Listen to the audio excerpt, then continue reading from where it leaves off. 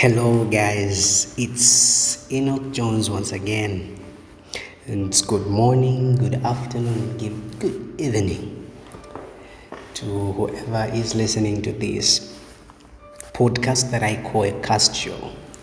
So, the nature of our episodes will be different in the sense that sometimes we will be having some guests, and sometimes we just get to have a deep conversation about certain stuffs.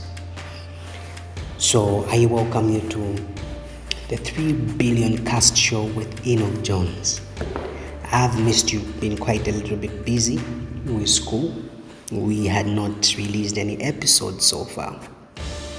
But today is an opportunity to get to have that deep conversation between you and me.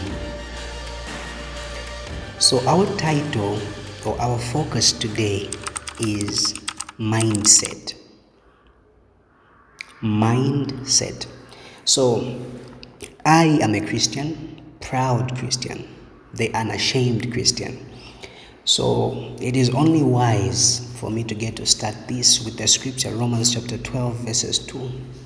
You're reading from the King James Version. The Bible reads, "And be not conformed to this world, but be ye transformed by renewing of your mind, that ye may prove what is that good and acceptable and perfect will of God."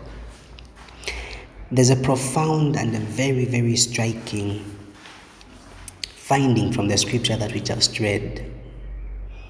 It says, transformed by the renewing of your mind. And our title for today is mindset. When you begin to think about it, what the Bible is trying to tell us is a person is a product of their mindset. So the best way to change is by changing your mind. And it's able to give us as well a possibility or a hope that you can renew your mind, meaning the old mindset can be put off and you can put on a new mindset. So to renew simply means to bring something into a new form or to oppose what you already have. Okay, there's a time in my life where I had seeked. Yes, I think it's seeked, not suck. Yes, I had seeked to improve myself in quite a number of ways. I still do that till now. I started reading books. From my early childhood, that has never been something that I had in my life. I never liked or loved reading. But it's a culture that I developed for myself. I came across a book by Carol S. Dweck.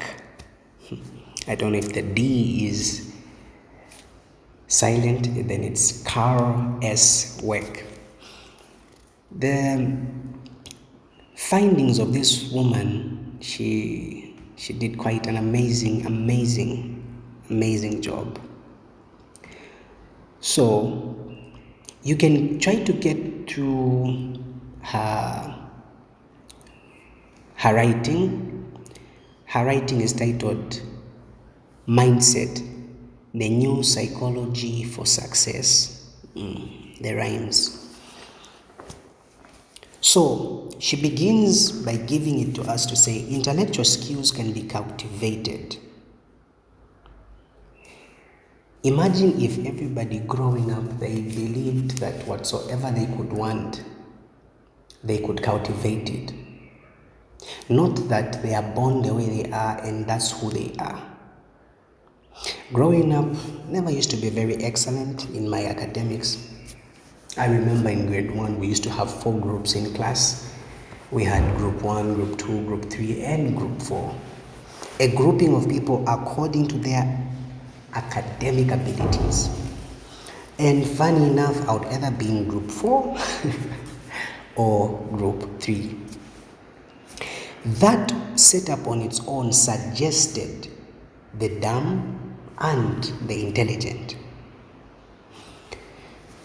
Yet If from a childhood academic journey you were told that your intellectual skills, your intelligence can be cultivated, you can be able to improve it, just think about how many children would be sitting in classrooms with an interest to improve who they are. She gave an example of two children, or a set of children, who were given a puzzle. A puzzle moved from easy to difficult. Then the expressions of the children were different, and from the difference of the expressions, she got to learn something. She says she gave them a puzzle, and the puzzle had different things, and the puzzle became difficult as they proceeded in assembling the pieces together. Instead of the children saying, I have to stop now, this is too hard, I can't do it, they rubbed their hands. Yes, they did. They rubbed their hands, and then they said, I love this challenge. Right there, you can get to know that people have different mindsets.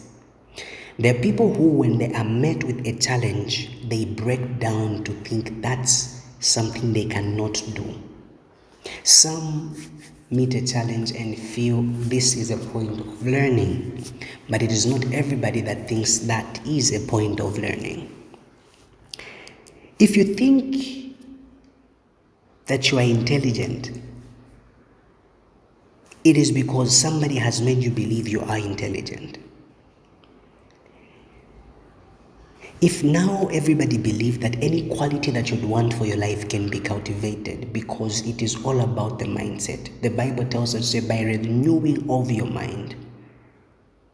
If that was the case, if everybody was taught this from the beginning of time, I strongly believe it would have been a little bit different. But not everybody has been taught this. To actually put it clear, only a few people think they can cultivate any quality that they have. There are people who've concluded that they are dumb. There are people who've concluded that they cannot handle a business. There are people who have concluded they can never be a good son, never be a good daughter, never be a good parent. Because what the world has suggested is whatever you have now defines who you are now and defines who you get to be in the future. Alfred Bennett, somebody told me you have to pronounce it as Alfred Bennett, the one who founded the IQ test, did not actually find it or found it, I don't know if it's correct English, but did not come up with the IQ test to show that other people are dumb and other people are intelligent. What he was trying to do is to have those students who never got an advantage, who never reached an advantage with the system that the parish public schools had, a chance to get to learn in different ways. He also believed that with practice, training, and methods, we manage to increase our memory, attention, and judgment. This on its own gives us a possibility to think it is possible to improve whatsoever you would want to be in your life. The same book that I mentioned in the beginning, which is The Mindset, the New Psychology for Success or of Success, gives it to us to say there are two different sets of minds or two different mindsets. The first one is what we call the fixed mindset. This is a mindset where what you have is what you think you can only have. Where phrases of a person who's got a fixed mindset are phrases like, this is what I can do. I can't do this. But then there's another type of mindset which is called the growth mindset. This growth mindset has got an ability to see improvement even in dire situations. This is a person who has phrases like, this is what I can do now. This is what I can manage to handle now. But they can do more if they put effort, if they have methods, if they have systems in place. Genes play an important role in who we are, but the environment plays a more important role in who we define ourselves to be. With the people that surround you, get to find out, are they challenging you to have a growth mindset? Or are you surrounded with people with a fixed mindset? Benefiting from a growth mindset is way, way, way beneficial than sitting, laying around with a fixed mindset. Everything that you would want to be is possible. The things, the personalities, the characteristics, the skills, they are all possible. But that comes at an expense of you believing that your mindset can be changed. It is not everybody that grew up with a very perfect, outstanding mindset. There was a cultivation through the process of growth. It's just funny how an educational system that we get to sit under wants a student or a pupil to adapt to the system and not the system to have its ways to improve the students. It's the students, the pupils, that are adapting to the educational system. But what am I trying to tell you today? If you can work on your mindset, you've already started working on your life. If you neglect working on your mindset, you've neglected possibilities of change. If you want to read books, you can start today. If you want to cultivate a certain skill, you can start today. It does not take tomorrow to start. It takes today. As I said in the previous podcast, procrastination starts when you think tomorrow is better than today. There you go, ladies and gentlemen. Mindset, very important. Mindset, very important. When you get to cultivate the right mindset for whatsoever you want, there's no telling how far you can go. People are limited because of what they have believed. I would define a mindset as a summation of the things that we have believed.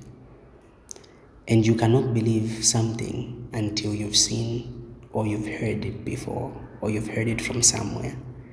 So I'd also urge you to mind the stuffs that you watch and the stuffs that you listen to, because that builds up who you are today. You are a summation of the stuffs you've believed. You are a Christian because you've believed in Jesus Christ. You are having a growth mindset because you believe you can grow more than what you've had. Mindset. Ladies and gentlemen, if you can work on your mindset, there's no telling how far you can go. There you have it. This is our second episode for the 3 Billion Cast Show with Enock Jones. And from me to you, have a great week. And remember to share with the people that you love so they get to learn as well. Sign out. Enock Jones.